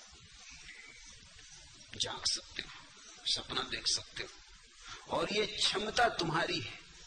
इसलिए तुम जब चाहो तब सपना देख सकते हो और तुम जब चाहो तब जाग सकते हो। ये तुम्हारी मर्जी है कि तुम अगर जागे ही रहना चाहो तो तुम जागे ही रहोगे, तुम अगर सपने में ही रहना चाहो तुम सपना देखते रहोगे। मनुष्य की स्वतंत्रता अबाध है, आत्मा की शक्ति अबाध है। सत्य और स्वप्न आत्मा की दो धाराएं हैं, उन दो धाराओं में सब समाविष्ट है। तुम पूछते हो कि क्या पुनर्मिलन संभव है? पहले तो पुनर्मिलन कहो मत, पुनर्स्मरण कहो, तो तुमने ठीक सदुपयोग किया। फिर तुम पूछते हो कि क्या न बिछुड़ने वाला, उसकी गारंटी मैं नहीं दे सकता, क्योंकि वो तुम्हारे ऊपर निर्भर है, तुम्हारी मर्जी। तुम अगर उसे छोड़ना चाहो, बोलना चाहो, तो तुम्हें कोई भी रोक नहीं सकता। तुम उसे याद करना चाहो तो तुम्हें कोई रोक नहीं सकता। और इससे तुम परेशान मत होना, इससे तो तुम अहोभाव मानना कि तुम्हारी स्वतंत्रता कितनी कि तुम परमात्मा तक को भूलना चाहो तो कोई बाधा नहीं। परमात्मा जरा भी अड़चन तुम्हें देता नहीं। तुम अगर उसके विपरीत जाना चाहो तो भी कोई बाधा नहीं, वो तब भी तुम्हारे साथ है। तुम जब विपरीत जाना चाहते हो तब भी तुम्हें शक्ति दिए चला जाता है।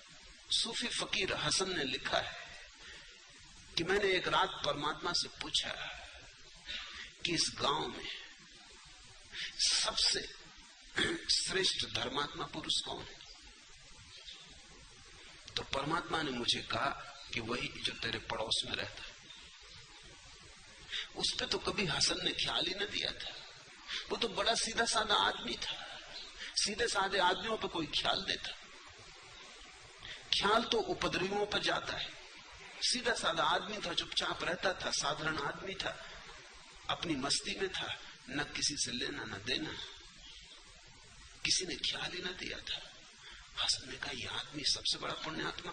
दूसरे दिन सुबह गौर से देखा तो लगा कि बड़ी प्रभा है इस आदमी की। दूसरी रात उसने फिर परमात्मा से कहा कि अब एक प्रश्न और, ये तो अच्छा हुआ आपने बता दिया, पूजा करूंगा इस पुरुष की, नमन करूंगा ऐसे, ये मेरा गुरु हुआ। अब एक बात और बता, मैं इस गांव में सबसे बुरा कौन आदमी जिससे मैं बचूं? परमात्मा ने कहा वही तेरा पड़ोसी। ये जरा उलझन की बात है। तो परमात्मा ने कहा मैं क्या करूं? कल रात वो अच्छे भाव में था, आज बुरे भाव में, मैं कुछ कर सकता नहीं। कल सुबह मैं कह नहीं सकता कि क्या हालत होगी, वो फिर अच्छे भाव में आ सकता। आत्मा परम स्वतंत्र है, उसमें कोई बंधन नहीं है। इस परम स्वतंत्रता को ही हम मोक्ष कहते हैं। मोक्ष में यह बात समाविष्ट है कि तुम चाहो भूलना तो तुम्हें कोई रोक नहीं सकता। वो मोक्ष भी क्या मोक्ष होगा जिसके तुम बाहर निकलना चाहो और निकल ना सको। मैंने सुना है कि ईसाई पादरी मरा, स्वर्ग पहुंचा, तो बड़ा हैरान हुआ। कई लोग उसने देखे जंजीरों में, बेड़ियों में बंधे पड़े। उसने कहा ये मामला क्या है? स्वर्ग में वो जंजीरें, बेड़ियां। उन्होंने कहा ये वापस, ये अमेरिकन है, वापस अमेरिका जाना चाहते। ये कहते वहीं ज्यादा मजा था, इनको हथकड़ियां डालनी पड़ी क्योंकि ये तो जरा सुख स्वर्ग की तौहीन हो जाएगी। ये कहते हैं स्वर्ग में हमें रहना नहीं, हमें वापस अमेरिका जाना, वहां ज्यादा मजा था। इन अप्सराओं से बेहतर स्त्रियां वहां थी, शराब इससे बेहतर शराब वहां थी, मकान इससे ऊंचे मकान वहां थे। भी तुम कहां के पुराने जमाने के मकानों को बना के बैठे? अब स्वर्ग के मकान है, दकियानूसी है, समय के बिल्कुल बाहर पड़ गए। उनके इंजीनियर, उनके आर्किटेक्ट 10-25 साल पहले बनाए थे, वो चल रहा है। वो कहते हैं हम अमेरिका जाना, तो इनको हमें बांध कर रखना पड़ा। अगर ये भाग जाएं और अमेरिका पहुंच जाएं तो स्वर्ग की बड़ी तौहीन होगी, फिर स्वर्ग कोई आना कैसे चाहेगा? लेकिन स्वर्ग क्या रहा अगर वहां हथकड़ियां डली हो? इससे तो फिर नरक बेहतर, कम से कम हथकड़ियां तो नहीं। एक बात ध्यान रखना, स्वतंत्रता यानी स्वर्ग, मुक्ति यानी मोक्ष। तुम अपनी स्वतंत्रता से जहां हो वही मुक्ति है। और ये अंतिम घटना है, ये अंतिम बेशर्त बात है, इसके ऊपर कोई शर्त नहीं।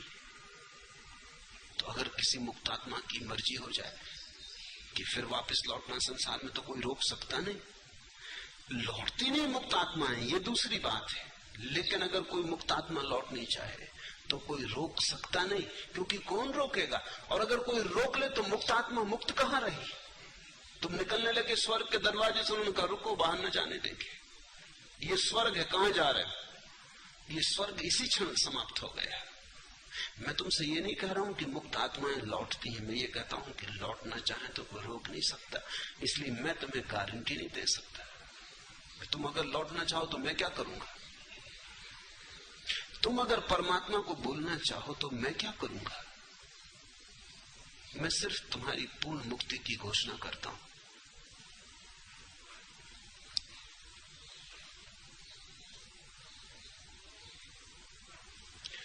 यदि संभव हो तो अंश को मूल से मिला देने की कृपा करें।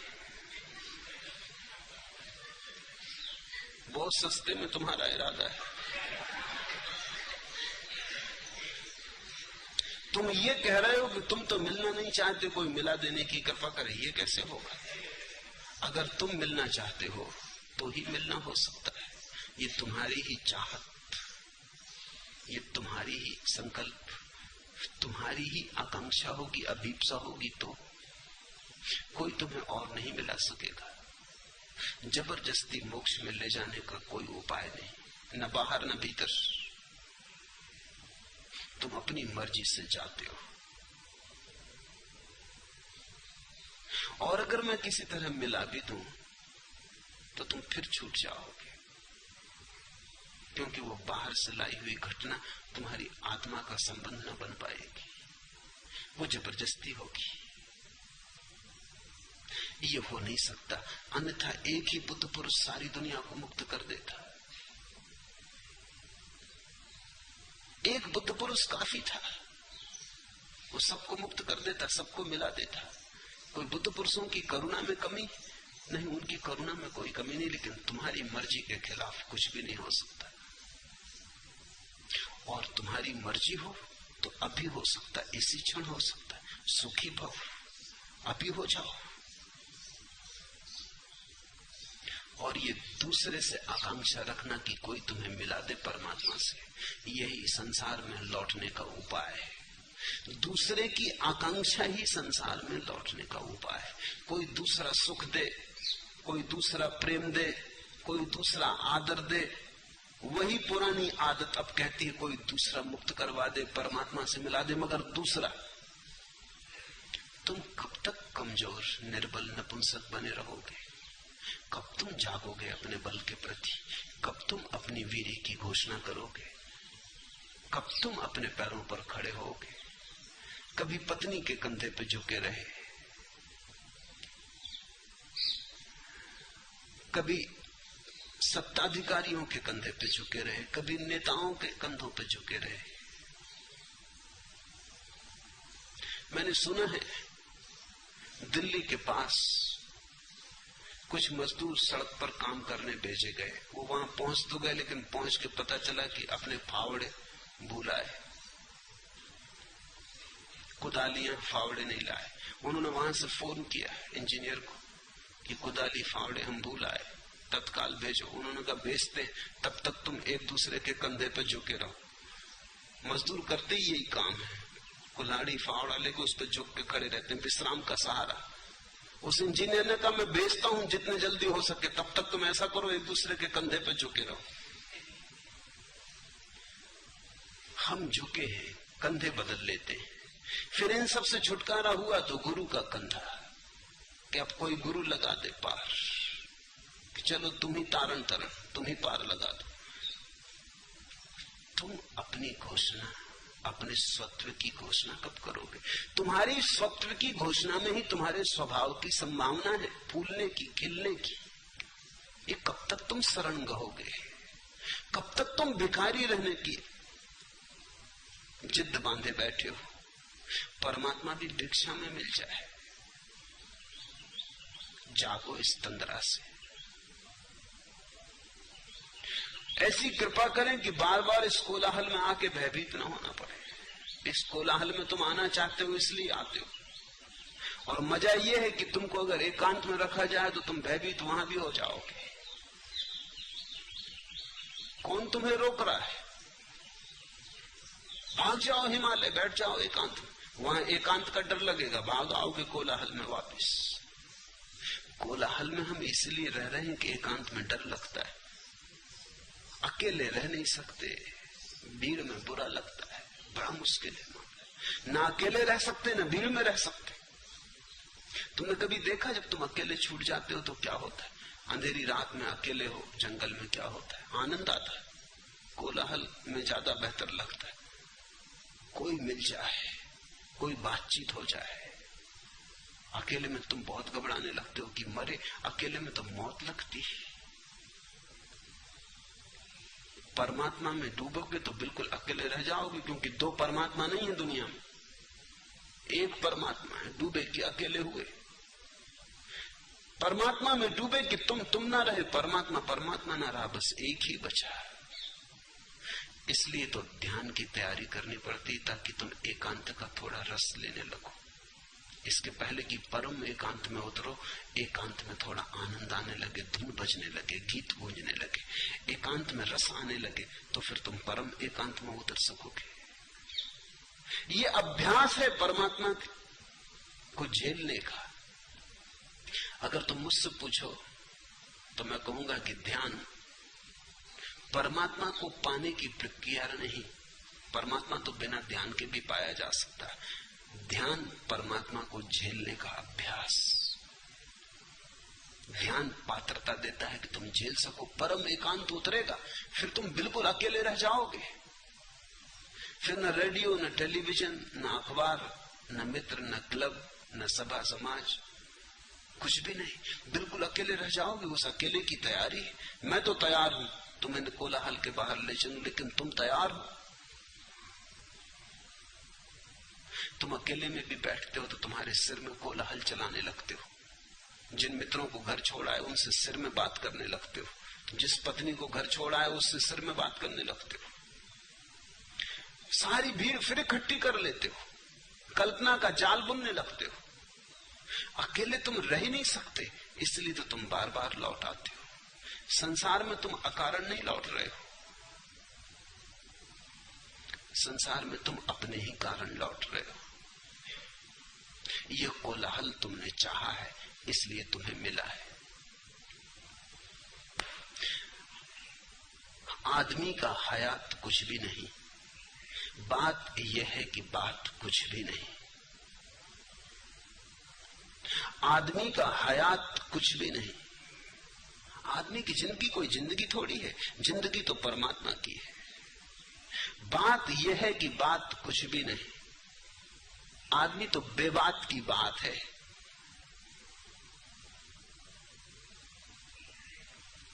वो कल मुल्ला नसरुद्दीन जो गिर पड़ा था बिस्तर से, बेबात की बात। लड़का हुआ नहीं था, उसके लिए जगह बना रहे थे, उसमें गिरे, टांग टूट गई। एक अदालत में मुकदमा था, दो आदमियों ने एक दूसरे का सिर खोल दिया।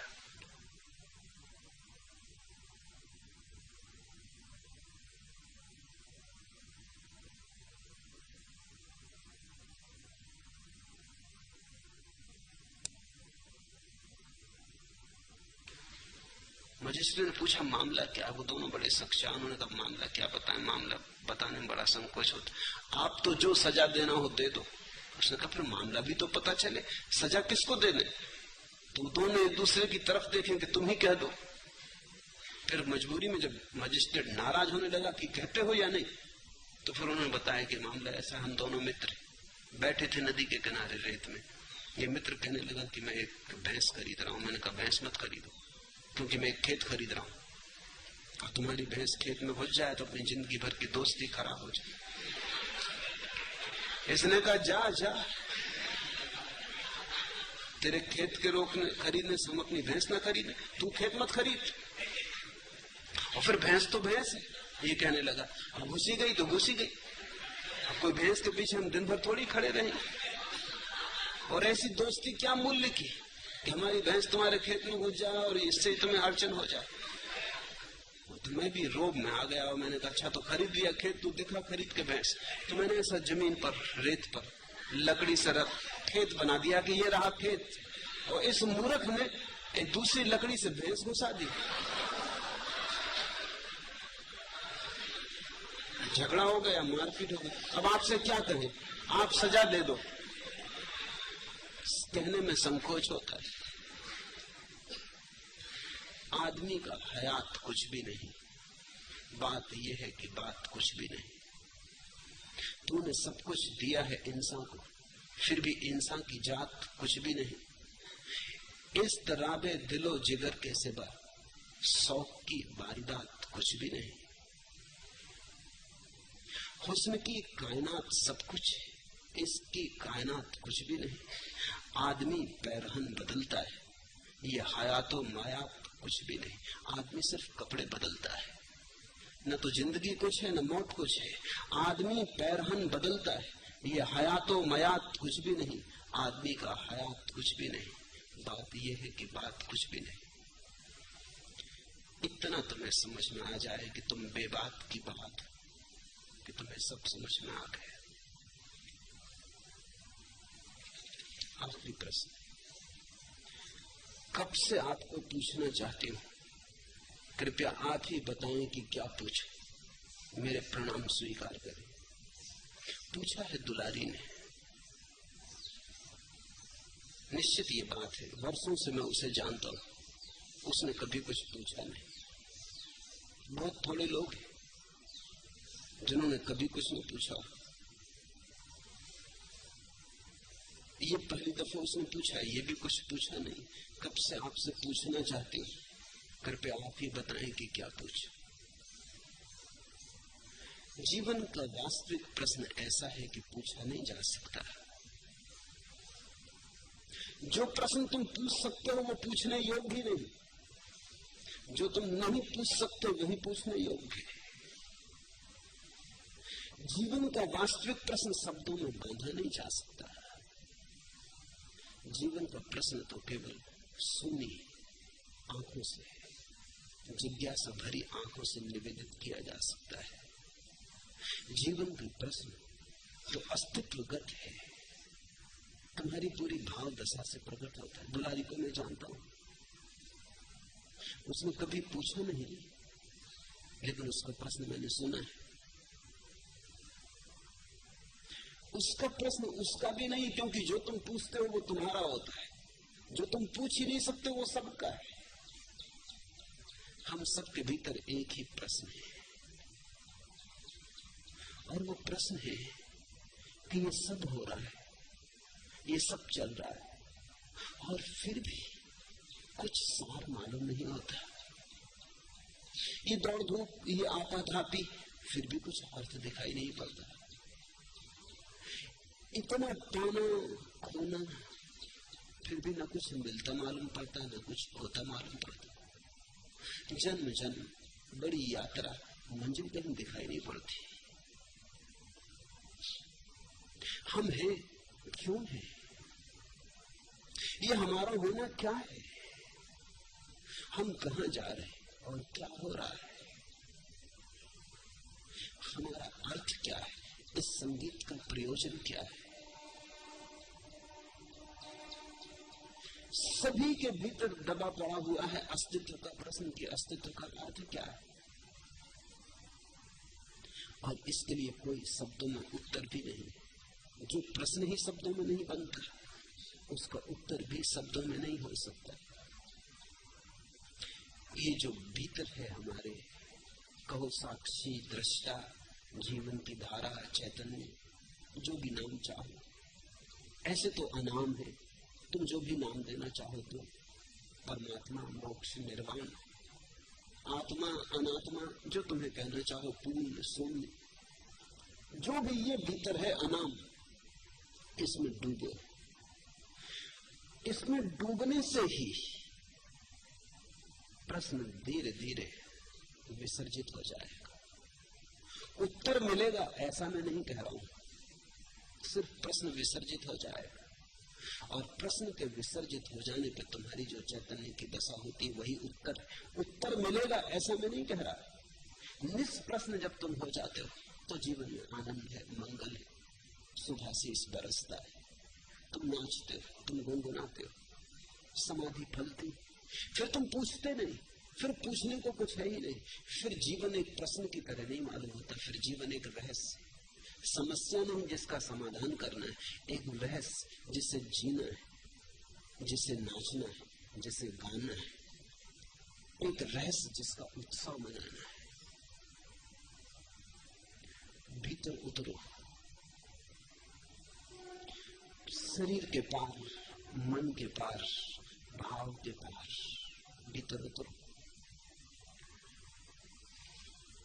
जान सके न जीवन भर हम ममता कैसी, प्यार कहाँ और पुष्प कहाँ पर महका करता।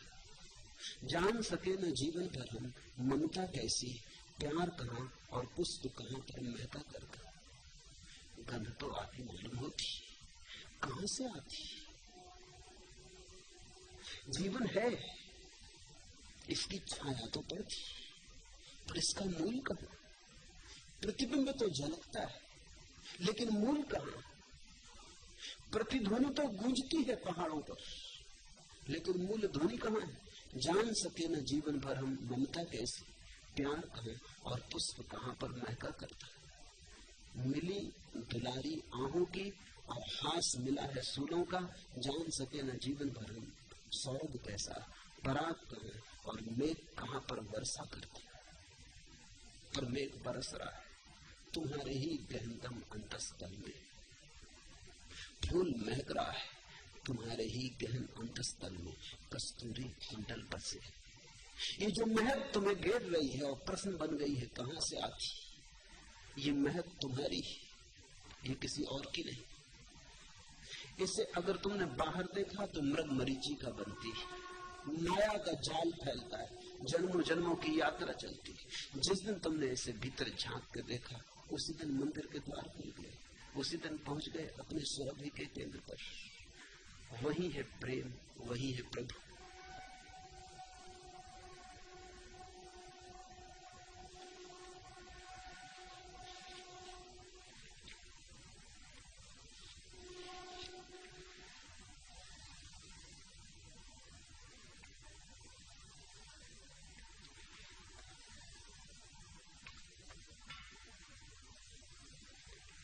मन उलझाए रखता बाहर, मन कहता चलेंगे भीतर, लेकिन अभी थोड़ी देर और। किसी कामना के सहारे नदी के किनारे बड़ी देर से मौन धारे खड़ा हूं अकेला।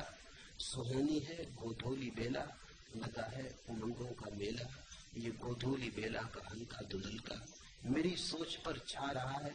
मैं ये सोचता हूँ मेरी सोच की शाम भी हो चली। बड़ी बेकली है मगर जिंदगी में निराशा में भी एक आशा पली है। मचल अभी कुछ देर और ए दिल, सुहाने धुंधल के से हंसकर गले में, अभी रात आने में काफी समय। मन समझाए चला जाता थोड़ी देर और, थोड़ी देर और, बुला लो अपने को सपनों में। थोड़ी देर और दौड़ लो मृग मरीचिकाओं के पीछे, बड़े सुंदर सपने। और फिर अभी मौत आने में तो बहुत देर है। इसलिए तो लोग सोचते हैं संन्यास लेंगे, प्रार्थना करेंगे, ध्यान करेंगे बुढ़ापे में, जब मृत्यु द्वार पर आके खड़ी हो जाएगी। जब एक पैर उतर चुकेगा कब्र में, तब हम एक पैर ध्यान के लिए उठाएंगे। मचल अभी और कुछ और, मचल अभी और कुछ देर ए दिल, सुहाने धुंधल के से हंसकर गले मिल, अभी रात आने में काफी समय। ऐसे हम टाले जाते, रात आती चली जाती, काफी समय नहीं, रात आ ही गई।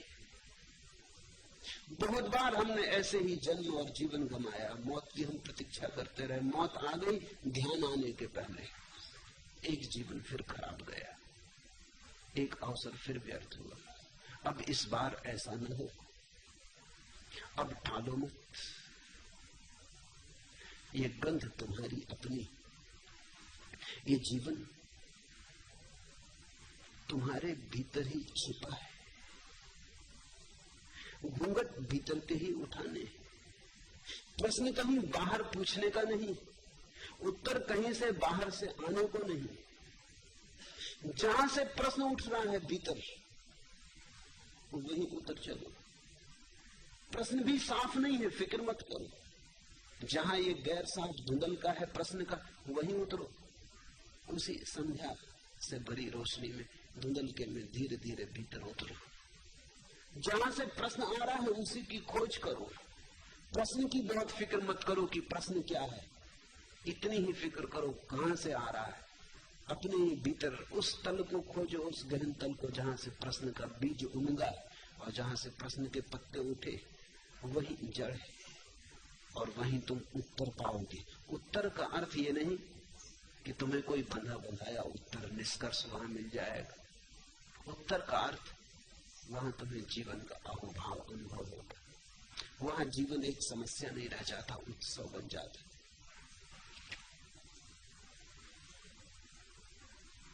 एक चिकना मौन जिसमें मुखर तपती वासनाएं दाहक होती लीन होती, उसी में रवहीन तेरा गूंजता है छंद रिक्त विज्ञप्त होता है। एक चिकना मौन जिसमें मुखर तपती वासनाएं दाहक होती लीन होती, वहीं भीतर एक मौन, एक शांति जिसमें सारी वासनाओं का ताप धीरे धीरे खो जाता और शांत हो जाता। उसी में रवहीन तेरा गूंजता है छंद। फिर कोई स्वर सुनाई नहीं देते, सिर्फ छंद गूंजता है, शब्दहीन स्वरहीन छंद, शुद्ध छंद गूंजता है। वह छंद रिक्त विज्ञप्त होता है, वही जीवन का सत्य प्रकट होता है, रिक्त विज्ञप्त होता है। एक काले घोल की सी रात जिसमें रूप प्रतिमा मूर्तियां सब पिघल जाती, ओट पाती, एक स्वप्नातीत रूपातीत पुनीत गहरी नींद की, उसी में से तू बढ़ाकर हाथ सहसा खींच लेता है, गले मिलता है।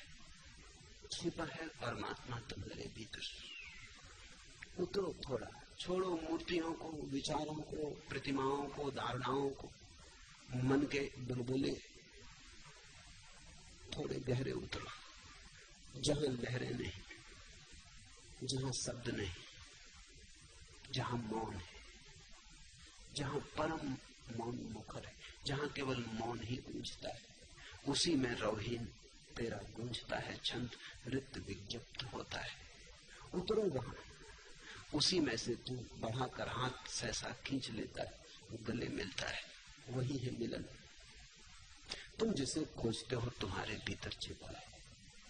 तुम जिस प्रश्न की तलाश कर रहे हो उसका उत्तर तुम्हारे भीतर छिपा है। जागो, इसी क्षण भोगो से। अष्टावक्र के सारे सूत्र एक ही खबर देते, पाना नहीं है, उसे पाया ही हुआ है। जागो और भोगो।